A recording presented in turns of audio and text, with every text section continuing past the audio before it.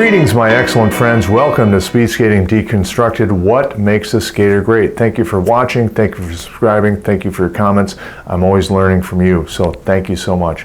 Really exciting start to the World Cup season. We had Stavanger, then we had Heerenveen, now we move on to Calgary. Huge talent between the ages of 20 and 23 out there. Norwegians especially, Dutch, Americans, Koreans, Chinese, Canadians. Connor Howe, Kim Mun-sun. Kim Mun-sun from Korea won the 500 in 37.21. She went 37.2 in Calgary last year as her personal, so look out. Could we see a 36? Connor Howe's going back to his home track, and he skated to a victory in the 1500. First World Cup victory for Connor Howe, 22-year-old out of Canada, coming back to Calgary. So many things going on. It's really vibrant out there, wide open, no real dominance except for Irene Schouten, perhaps in the mass start and in the women's 3 and 5,000 meter. Outside of that, it's really open field, which makes for a really vibrant competitive environment. So this is very cool. In some ways, the year after the Olympic year is more exciting than Olympic year because it's like emerging plants. They come up and people come up and surprises happen. All these things happen. It's so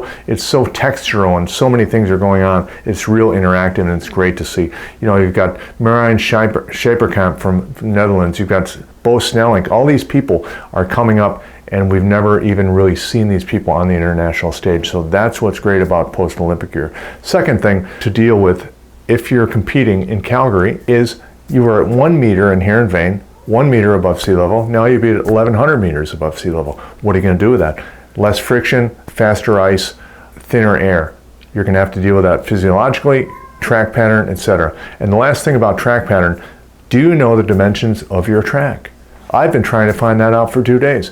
It's elusive. However, tracks are either 25 meter radius, 25.5 meter radius, or 26 meter radius. Know your track before you get there because it depends.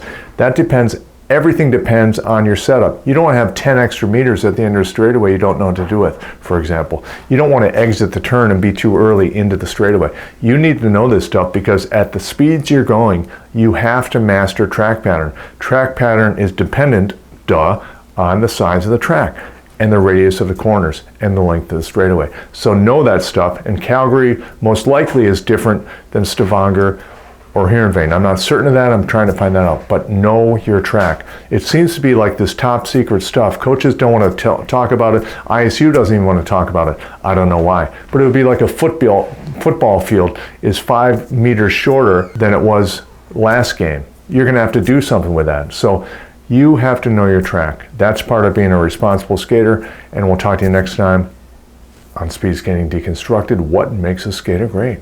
Later, skater.